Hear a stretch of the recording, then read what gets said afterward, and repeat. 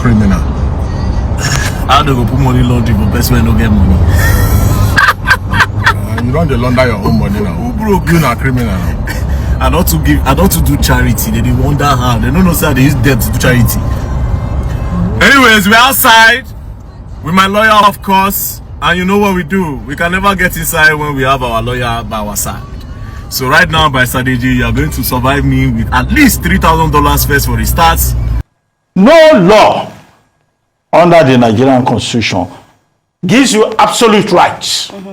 You don't have absolute rights. Every law under the Constitution within the jurisdiction has its limits. Right. You cannot say because Section 39 says you can talk. That section does not include the phrase that you can talk anyhow. Yeah. Or that you can abuse the social media to embarrass, impugn the integrity of other people. Tweet has garnered a lot of reactions, Vimbai, really, because a lot of people, you know, were saying, really, was VDM really invited by the EFCC and declined? I mean, because we've seen several videos of VDM, you know, saying that EFCC cannot even invite him in the first place because he has no, you know, charges for any reason whatsoever. But let me take this tweet from Chooks. He wrote, a video has emerged showing that EFCC extended an invitation to Verydarkman. However, reports suggest that he allegedly refused to acknowledge or respond to the invitation. Well, let's take a look at that video posted by Chooks. It is noteworthy that the Commission extends an invitation to the ex-convict and the Verydarkman to come and assist the Commission in unraveling the identities of the officers of the Commission to whom the alleged bribe of the sum of 50 million naira was paid. Regrettably, up to this moment, none of them have honored the invitation.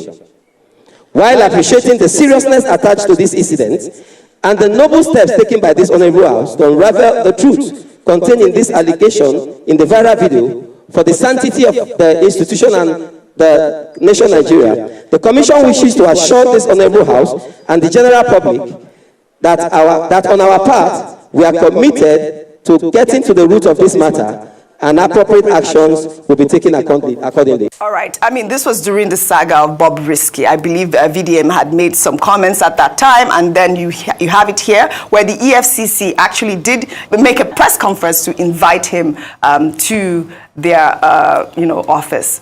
Meanwhile, supporters of VDM continued their protest yesterday, demanding his release. We are outside for VDM 100. Oh yeah, now let's calm down. We want VDM.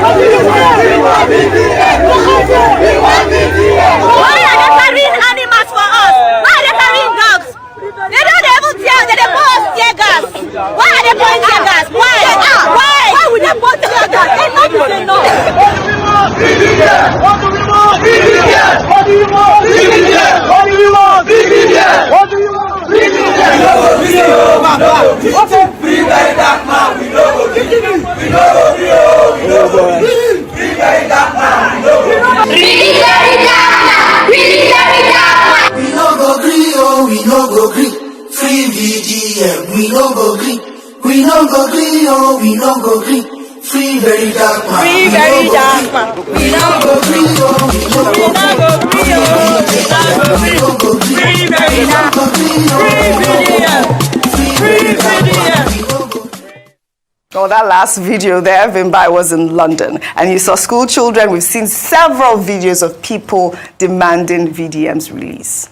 The EFCC also debunked claims that it arrested VDM because of the activists' constant attacks on its operation. I'll read part of their tweet here. They wrote in that statement, "It is needful to admit that the Commission is aware of several unguarded attacks of the suspect against its operation. While such conduct is condemnable, his arrest was not informed by such attacks. The relevant law enforcement agency will be allowed to look into them." Well, here's VDM in several videos that have now gone viral, accusing the EFCC of corruption. The corruption of EFCC has literally no limits. So basically now, anybody where Tinubu they vex with or APC they vex with, now EFCC they go pursue. EFCC is not competent enough to say they want the whole person for fraud. They don't get that credibility at all. Say there's no agency in Nigeria where corrupt with EFCC. I know say EFCC go they wonder how I take find out, but like I said, I got eyes everywhere and I get informants for everywhere. EFCC are the most corrupt people. Like I said, 90% of them are corrupt. When they are ready to let me prove it, I'll prove it to them. Verydarkman defame EFCC. Let's go to court. Let us go. And we prove it that 90% of you are corrupt. I know you people will be wondering how I found out, but here's the thing. The truth is that I have informants in your office. All right, there, VDM says, I have informant in your office. I mean, would you blame Nigerians for saying this is the reason why he was picked up? Because on several occasions, he has come out to say that the EFCC is corrupt. Before I come to you, Vimbai, I'll take this final tweet from Excel. He wrote in part, what's even more suspicious is the EFCC's admission that they are aware of his unguarded attacks. That's the real issue here. VDM speaks truth to power. He calls out corruption, exposes hypocrisy, and disrupts the comfort of those who hide behind institutions to loot with impunity. Now, instead of addressing the rot he has exposed, the system is trying to silence him through a conveniently timed arrest. The commission talks about remand orders and administrative bail as though they are doing VDM a favor. Let's not get it twisted. Due process is not a privilege. It is a right. If he's been granted bail, why is he still in custody? Or is it yet another example of selective justice and unlawful detention masquerading as procedure? There's so many issues muddled up together where this particular case is concerned. But I think the focus is on due process from the EFCC, because if due process is followed, a lot of the other speculation that then begins to happen is subdued. So if you say rightfully EFCC has the right to say that we have information or we have evidence pertaining to X, Y, or Z, they can do that to anybody, no problem.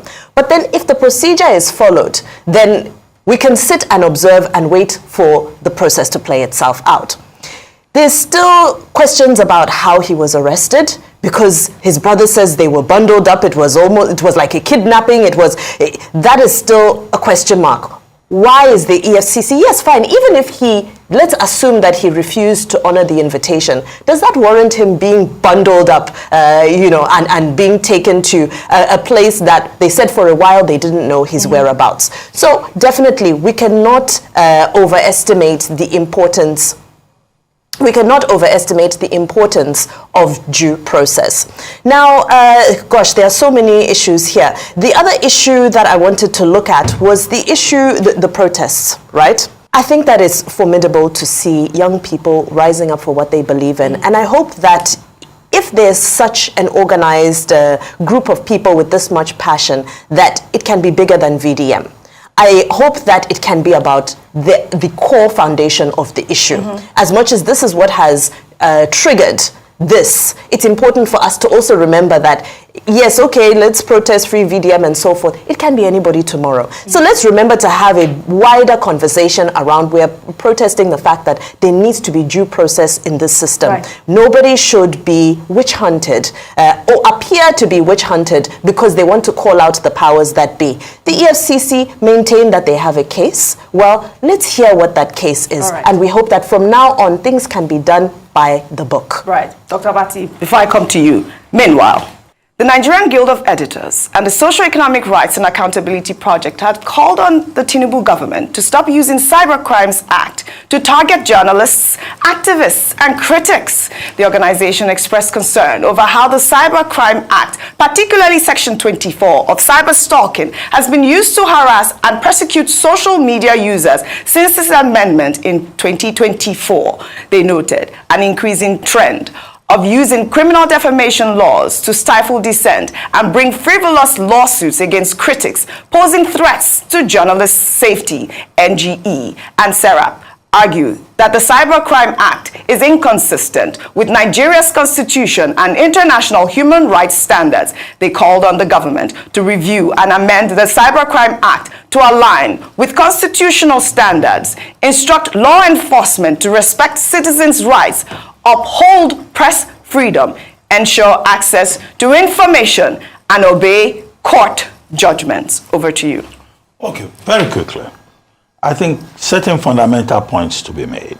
This is the Nigerian Guild of Editors and the Socio-Economic Rights and Economic Rights Agency project complaining about the Cybercrime Act. What they are complaining about is they say it's been abused. Now, if you are complaining about a particular piece of legislation, the place to go is to ask for the abrogation of that particular piece of law. If any piece of legislation is a living subject, and the true test of any law is in its implementation. It is when it is implemented that you can say, oh, this particular law is not in order. So the Nigerian Guild of Editors and SERAP came together, according to the report, and said, look, this law is being abused and being used, cyber stalking, specifically Section 24 of the Cybercrime Act, being used to harass people, to intimidate activists and journalists, and that is also against Section 39 of the Constitution.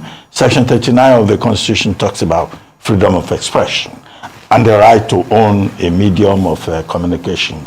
And they also talked about Article 19 of the International Convention on Civil Rights. Article 19 is also basically about freedom of expression. However, it is not President Tinubu that will amend the law. The place to go is the National Assembly. If a law, a piece of legislation is not doing well, the people have the right to say, oh, change this law. We don't want it. If it's not a living law, it will be a dead law. You can always amend laws. However, my position is this.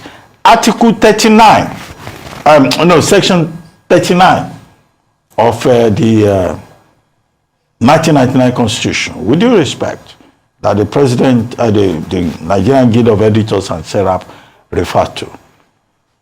Under that old Chapter 4, Chapter 2 is non-justiciable, although Femi Falana SAN has said there's a decided case in which Chapter 2 can also be invoked.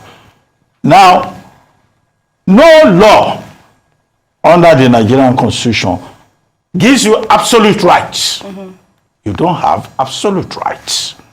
Every law under the Constitution within the jurisdiction has its limits. Right. You cannot say because Section 39 says you can talk. That section does not include the phrase that you can talk anyhow. Yeah. Or that you can abuse the social media to embarrass, impugn the integrity of other people. And that's why we have laws of defamation.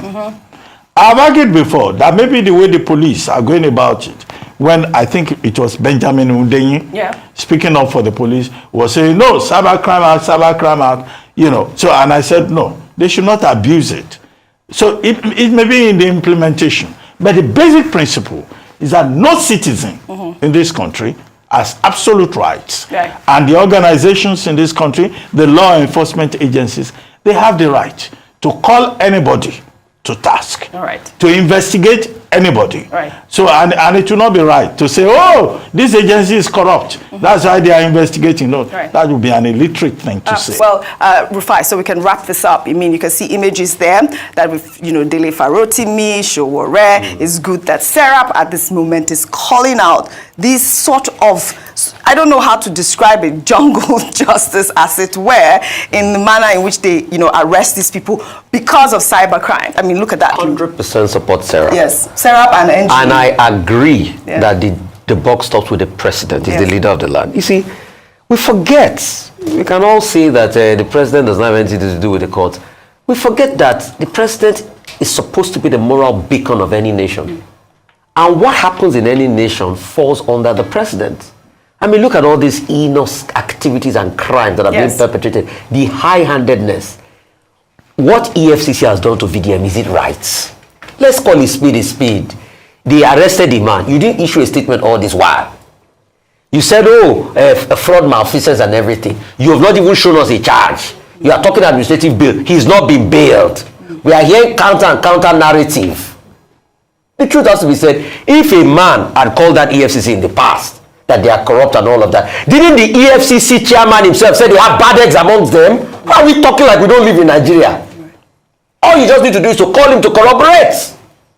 So the question we are asking is, what is going on? Is it because the man does not have the paraphernalia of security and states? Didn't the same EFCC try to go and arrest Yaya Bello? Didn't they push them away because military, police meet police? And he was being guarded. Didn't the EFCC chairman, a man that is doing great, by the way, and I support him, when he started to support the EFCC, I support the EFCC like I supported them a lot in the Yaya Bello situation. All right. Didn't he say, oh, I will resign if Yaya Bello is not prosecuted? Today, Yaya Bello's case is already in court. So you see, there's a level of high-handedness. If you don't have power in this country, you suffer and die. If you have power, you go scot-free.